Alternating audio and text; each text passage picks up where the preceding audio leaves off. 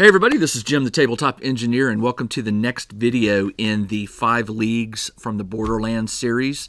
Today I'm going to be using a notebook. I typically keep a notebook for each of the solo games I play. Well, those games that you do a lot of note-taking and things like that. 5 Parsecs from Home, I have a notebook for it, so I've created one here just to help me keep in one book everything about the random rolls that I'm going to be doing throughout this campaign. So in the last video, I rolled up my warband, and in this video, I'm actually going to create the campaign setting, which is sort of the land or the area that this little adventure will take place. Now, what's interesting about this game, I find this really, really cool. Think about our world, all right? Think about the globe. In this game, you're going to play a campaign in a specific area of the world. You're not going to be going globetrotting from continent to continent. I guess you could do that, but the idea here is that you're going to start out in a small area that's going to have some habitats, some unknown areas, maybe some ruins and things like that. And you're going to explore this area for a while. That's the campaign. And during that campaign, you're attempting to do things, and you'll see this very shortly here. If you want to leave that region, the way the game treats that, and again, this is with my understanding of having read it a few times now, if you want to move to a different region of your world, you start a new campaign. And some of these campaigns have limitations to them. And I'm just going to make this up real quick. Like, for instance, while you're adventuring in here, you might get one chance for your avatar to do something, spectacular, all right? And then once you do it, you can't do it while you're in this region. But if you go to another region and start a new campaign, your avatar can have another opportunity to do whatever that special thing is. Then you can come back. I mean, as I understand it, I didn't see anywhere in the rules which says you can't move from one campaign to another campaign and then back. So technically, if I understand correctly, you could be running multiple campaigns with the same warband. It involves traveling. Now, travel in this game is typically done on a smaller scale in a small region. And I keep using the word region, but think about this. Maybe, now here in the United States, we have states. States are still too large of a comparison to a region. I would say the region in this game is more comparable to what we would call like a county. All right, or maybe a region of a state, like the Northeast or the Southeast. Here in Georgia, where I live, Atlanta, we have counties. I live in Cobb County. Forsyth County is another county nearby. These counties are large enough that you could walk from one town to the next in a day, maybe less. But to walk from one city to another in another county is going to take more than a few days, by foot. Obviously, I guess in this game you could travel by horseback or foot or whatever you want to do. But for those of you who live in the States, my best comparison would be saying the region is more like a county. And again, I could be wrong. It could be that the author intended for the region to be as large as a state. But I think as we go through starting this campaign and rolling up this region, you're going to see that the area that I'm going to be playing in is really not as big as a state, at least in my mind. So let's get started. The first step that you're going to do, and this I'm starting, for those of you who have the rule book, we're on page, what page are we on? 68? Yes, page 68.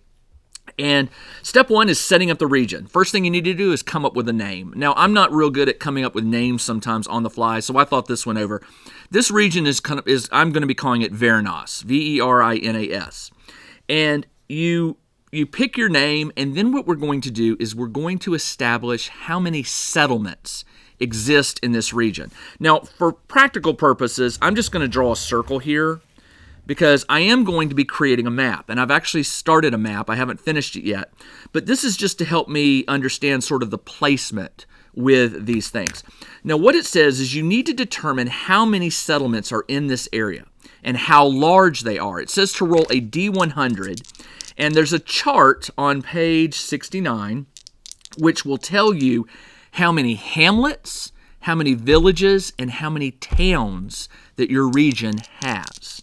So let's go ahead and roll it. And I rolled a 2, which is very low. So unfortunately, I rolled the lowest. I have 1 village and I have 1 town. Now, hamlet is the smallest, village is medium-sized, and town is the largest. So I don't have a lot to go on here. If I had rolled a 91 to 100, I would have had 2 hamlets, 2 villages, and 1 town. And these are places that you can gain rest. You can buy things. You can get... I don't want to ruin some of the book because I've read it. And for those of you who haven't looked too far ahead, there's a lot of things that can go on in this game that are random. Like if you enter a town or a village, there are people that you'll be able to interact with. There are things that will happen. And this is all random stuff that will be rolled later in your adventure as the campaign grows. So right now I have a village and a town. I don't have names for those yet. I will come up with those and I will add them to the map. I will make a PDF of my region available as a download with this video so you can kind of see how I've laid it out. But right now, since I have 1 village and 1 town, I need to find out what type they are. So you roll again on a chart that starts on, well, it's on page 69, and you roll for the nature of the settlement. Now, there are modifiers. It says that you will adjust the roll by -10 for a hamlet and +10 for a town. And so I don't have any hamlets. So for a town, I'll add +10, but for the village, I just roll straight. So I'm going to go ahead and roll it. And I rolled a 6. Man, I'm really rolling low today. A 6 is a scattered farming community. So my village is a scattered farming community.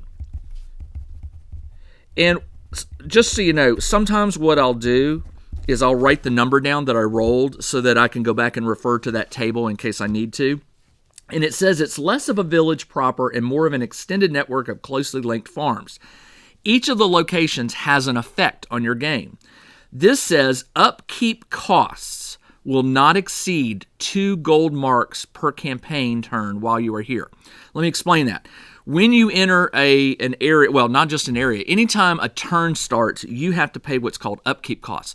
These are the costs to feed your party, equip them with weapons or maybe repairs or things like that. Armor, clothing. It's just a generic cost that you have to pay to keep playing the game. And it also forces you to keep adventuring because that's how you get money and things like that. If I remember right in the rules, it's 3 marks plus 1 additional mark for each. It depends on your warband size. If you have a warband size of 6, I believe a standard upkeep cost per turn is 3 marks. Marks, if you remember, are the coin in this realm.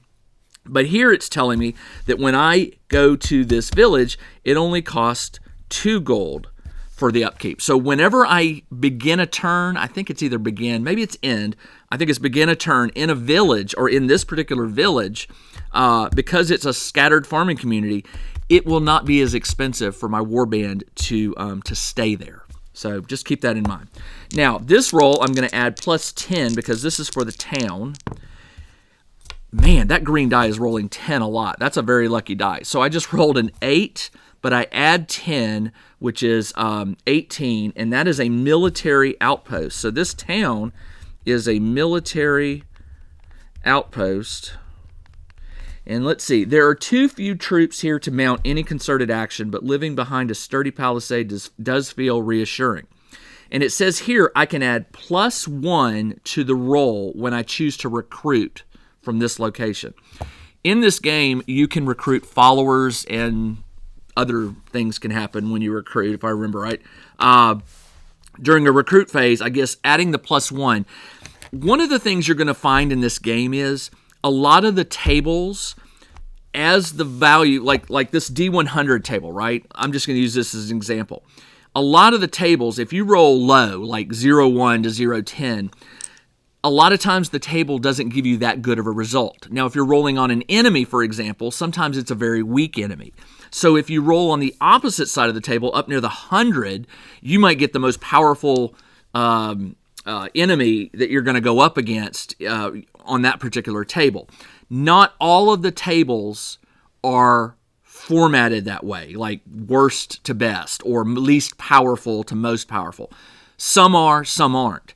But in this case, I suspect that the recruit table is, because since I'm getting a +1 to the roll, that means obviously rolling higher must be better. So I will get +1 to recruit rolls when I'm there, and I rolled an 8 for that. And that is it for my region. This region, now if it sounds like this region doesn't have a lot going, that's not true. Right now we have a village and a town, but there are other things that we're going to add to this region that you can go and explore and stuff like that. So let's keep going. All right, turning the page. Step 3 is creating the map. Now, here's the deal. I told you that I am working on a map, and by the time this video reaches you, I will have the map completed, and it will also contain these locales that I'm going to be showing you. So right now, just know that at the end of the video, or when the video ends, if you want, you can download my current region map for Verinas. It'll have the village, the town, and some other stuff which we're going to roll. Now, in the map, you're going to have various things. You're going to have wilderness. Wilderness are unexplored. They just are on your map. The game allows you some freedom in placing things where you want on the map. It's not like you can use hex. I believe the rules tell you that you can use a hex map if you want. But assuming that there's no map, you might have, trees here, and you might have, a range of mountains here. The rules allow you to sort of say, okay, I'm going to put the wilderness here, and you just define it, and it will be where certain things may be discovered later in the game. Now, one of the things it talks about is hidden locations. There are going to be hidden locations that pop up during the game. That's really cool. You'll stumble upon them. And it says once you locate a hidden location, you can place it on the map. But it doesn't tell you where to put it. It's going to leave it up to you to say, well, I was at this town and I got the rumor of that somewhere nearby was this location. So you might put it somewhere near the town or the village. Likewise, maybe you just finished trudging through the mountains or whatever on your way to the village. You might put the hidden location near the mountains, saying you discovered it there. And then there are unexplored locations that will be marked. It'll just be an X, but you don't know what's there. And you won't know what's there until the campaign, a random roll, generates what is there. So you do have to mark your position, and we'll get to that in just a moment. Moving around the map is called traveling. Anytime you travel from one point to another on the map, you have to do what's called a travel roll. And when you're in it did say that when you're in a certain locations, like the mountains is a location.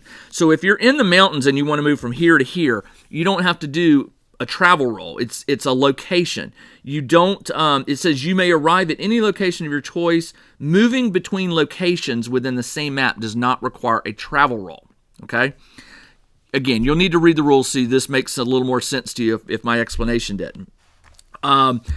Also, the battlefield. I mean, if I encounter an enemy, I can make a mark on my note as to where that battle took place. I'm going to skip step 3, creating the map, and you'll get that map later. But right now, we're going to determine threats. Now, this region is under attack. This is a fantasy adventure solo game, sort of like an RPG, and there are threats. The threats here could be goblins, or they could be undead, or they could be thieves and rogues that are being funded by a mad king. You need to determine for this region what the threats are, because one of the goals of this game to end a campaign, you will decide, and we'll get to this, you'll decide how the campaign ends. But typically the campaign is going to end when you eliminate a threat from the region, and then you can move on to another region and another campaign. And the way this works is you pick 2 threats or you roll randomly for them. There are 2 categories of threats. There is a foe within and a foe without. The foe within is the foe that is already here. you will encounter them in a lot of the battles and things like that, or they're more likely to show up. The foe without is someone who, or a group, or an individual that is coming into the region. And as I understand it, that's going to play part of the story here. So you are allowed, it says you can free pick the foes to fit a story. I tend to favor, I like goblins for starting out because they're kind of, they're low level, but not all of them. So what I'm going to do is I'm going to pick, you can roll. There are 4 options. The ruins within, which are criminals and murderers. They're bandits and brigands. The whispers from beyond is undead and cultists. The gnawing horde is animal people. And Iceheart Court is tree folk and fae. I'm going to choose the gnawing horde because it's more animal people. I'm going to choose that. So we are going to be fighting the gnawing. That's a new word. I did not know that word. I knew gnawing, but not gnawing. I'll have to look that up. The gnawing horde, and it's mainly going to be goblins because I have a lot of goblin miniatures that I can work with there. Now, as for the foe without, I kind of like the idea that bandits and brigands are sort of taking advantage of the fact that the goblins are attacking the towns and villages and they're stirring up trouble. So maybe these bandits and stuff are going to try to take advantage of the chaos there. So that one is called The Ruin Within. And I'm just going to say bandits because I have miniatures that could fit that. So I've chosen my foes, and on the next step you establish, oh no, I'm sorry. I used the wrong table. The foes without is a different table on the next side. You can choose Duskling Warband, which are fierce warriors, the Oldest Kin, which are lizard folk, the Curse of War, which is ghouls and war cultists, or the Faceless Kingdom, which is a disciplined military force. I'm going to choose the lizard folk. That sounds cool. Oldest Kin, and I'll put lizard folk because I do have some, not a lot, but I have some miniatures that would fit that. That's the foe without. Now, establishing the threat level. It says there are you have 3 types of threat. Select one as the primary and give it a threat level of 6, and the other 2 have a threat level of 5. So I think I'm supposed to choose 3. There are 2 categories. Foe within. You are free to pick the foe to pick. This is weird. Why does it say you need 3? I must have done something. You have 3 types of threat. There are threats to select 1. Oh, I'm supposed to select 2. That's why I did that. I knew there was some reason I chose the second. You chose 2 foes within. Sorry, guys. 2 foes within, and I'm going to choose bandits and goblins as the one within, and 1 for the lizard folk. Now, the threat level. The threat level of 6 goes to the primary enemy, and I can give that to either one, and give the other 2's threat level of 5. Well, I'm going to make the threat level 6 to the lizard folk, and 5 to the goblins and bandits, because it just seems like that I don't want to give too much away, but the threat level will play into later rolls and things that you're going to make. So threat level of 5 will be for the goblins and bandits, and threat level 6 for the lizard folk. And it tells you that the aim of your campaign is to reduce that threat level to 0. So there are things that will reduce that number, and when that number gets down to 0, they're defeated. You're done. So there we go. That'll do for the threat level. Step 6 says place additional points of interest. It says you may pick a spot on the map that is away from settlements and add a delve to it. A delve is an old ruin.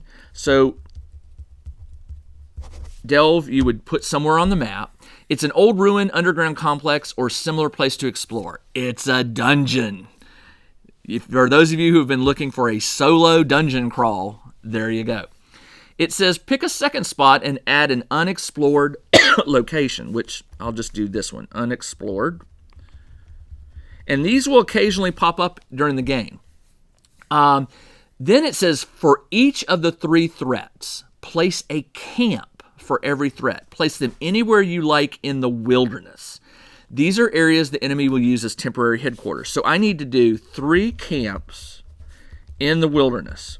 And again, this will be on the map when I provide it to you. 3 camps, and let's just say that the wilderness is here. This is the trees. I'll put 3 X's on the map and label them, goblins, bandits, and lizard folk. And those are the camps from which they will be working. Those are areas that you can travel to. Then it says note down hideouts. Now here's the thing. It says each threat has a hideout somewhere in the region. They are hidden and must be discovered. So you don't really put them on the map yet. You just know that there are 3 hideouts somewhere here, and those will be revealed as the game progresses. Finally, it says step 8 is you have to select a start point. You can you select a spot on the edge of the map, and you will pick a place to travel, and you're going to roll a travel roll, and I'm going to do that right now. So I have a village and a town. So just because I know the game, I'm sort of metagaming here. I'm going to start on this edge, and I'm going to go to the village. Why? Because obviously I'm going to have to pay less money for that first upkeep. And I'm going to travel for my first travel thing is going to be to the village. So it says if I go to page 111, and I'm going to jump there real quick to the travel. On the travel, the travel page right here. And again, guys, if you didn't catch the first video, I do not have the physical book yet. It does not get released until I think June. I have the PDF, which if you pre-order the print book, you get the PDF immediately. So that's what I'm working off of. Now, I need to roll a D100 on this travel event. If I roll a 0 on this green dice, I'm going to throw it away because obviously it's something defective. That was 3 zeros in a row. So let's see. I rolled a 19. All right, well, that's better. A 19 is an uneventful travel. Nothing happens. So uneventful for the first thing. So now I know my starting point is at the village. So right now, what I'm going to do is I'm going to take what I have here, and I'm going to go and create my map, and I'll be starting in the village. And I think either the next video or the one after that is where I'm going to do my first campaign turn. Let me explain this since I've got you here and we're not going too long on time. So the campaign turn, let me see if I can find it. I'll edit this part out so I can jump to it. Here it is. Okay. I knew there was a chart that I'd seen. It's on page 90 right here. And it's sort of like a little flow chart that you can follow. It tells you the prep stages for a game. Now, the first one, when you start a campaign turn, you're going to roll for local events. Then you're going to do step 2, which is called hard times, which is usually not good stuff that happens to you.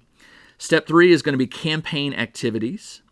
Step 4 is where you can trade in a town only, it says. Step 5 allows you to do research. Step 6, you will decide on what adventure. Now, if you're a player of 5 parsecs from home, this decide your adventure is the part where you roll your battle encounter, or what you're going to be, who you're going to be fighting that turn. So you will decide your adventure in step 6, and then step 7 allows you to outfit for the adventure, like weapons, healing potions, whatever you think, and then you start the adventuring phase. And we'll get to that. I don't want to cover too much in one video. I want to keep them shorter. But believe me when I tell you that there is a lot going on in this game. You will do things locally in a town or a village. You will prepare for an adventure. You'll choose your adventure, and then you'll go out on it. During that adventure, things are going to happen. When that adventure ends, you're going to have to resolve what happens at the end. Did people die? Were they injured? Did people level up? Did you find treasure? Did you find secret things that will apply to your map? All of these things most of them are going to be rolled randomly using a series of charts in this book. And by the way, this book is 230 pages long. I do not remember offhand I don't have it with me, my 5 parsecs book, but I will tell you, I believe this book is much. I don't have the physical one to compare, but based on my read through this and all the tables and stuff, this does appear to have a lot more in it than the 5 parsecs. 5 parsecs is great. Don't take that as a knock of 5 parsecs. It's got a lot going on. There is just a lot going on here, and obviously the author has added quite a bit more to this. So don't just think that it's rest and recuperate in a town, go out and fight some monsters, and then come back and do it all over again. There is a lot more going on behind the scenes in this game, and things will break off, and you'll get...